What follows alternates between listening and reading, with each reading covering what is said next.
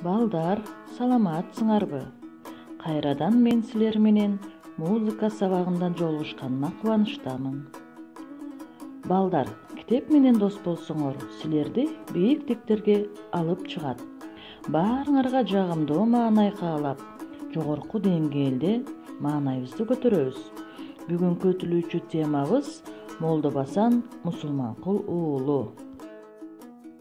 Ал эми сабагыбыздын максаты Молдобасан мусулманкул уулу жөнүндө билесиңер. Манас айтууну үйрөнөсүңөр. Тарыхта изи калган атактууларды сыйлоого тарбияланасыңар. Молдобасан мусулманкул уулу Нарын облусуна караштуу Ак Тала районундагы Терек айылында туулган. Бала кезинен ар нерсеге жөндөмдүү Молдобасандын музыкага шыктуулугу артат. Ал жеке эле манасчылык эмес, комузчулук күүчүлүктү, ырчы акындыкты да өздөштүрөт. Молдобасандын манасчылык өнөрүнө эң алгач агасы Калыгул таасир берген. 1936-1952 жылдары Молдобасан Кыргыз филармониясында манасчы жана комузчу болуп иштеген. Ал 1939 жылы Москвада болуп өткөн кыргыз искусствосунун биринчи декадасына катышкан.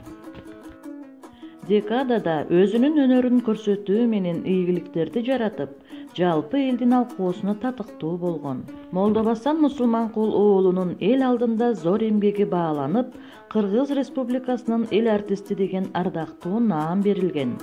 Ал эмгек кызыл туу ардак белгиси, ордендери жана медалдар менен сыйланган. Бул атактуу манасчы Манас үчүлтигинин биринчи, экинчи бөлүктөрүн айткан. Ошондой эле Курманбек, Жанышбайыш, Жаңыл Мырза, Кедейкан сыяктуу кенже дастандарды ырдаган.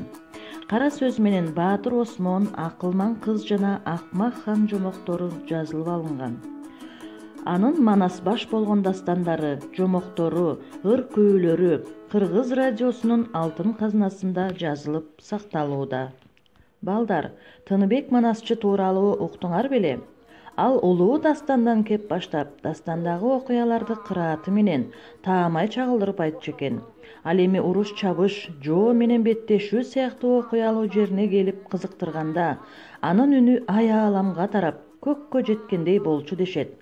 Ал манас айтып жатканда боз үйдүн кереге угу кычырап, туурдугу желпилдеп, ак жайдын күнү кадимкидей күздүн күнүндөй нөшөрлөп жаан жаап, суук леби келе түшчү экен. Ал гана эмес, бир заматта эле бороон болуп кар жаап жиберчү дешет. Эл ичинде анын манасты 30 күн тынбай айткандыгы да айтылат. Тыныбек жарык дүйнө менен коштошор кезинде да манас айтып жатып аалам салган экен. Ошондо жарым сааттай ай тутулуптур.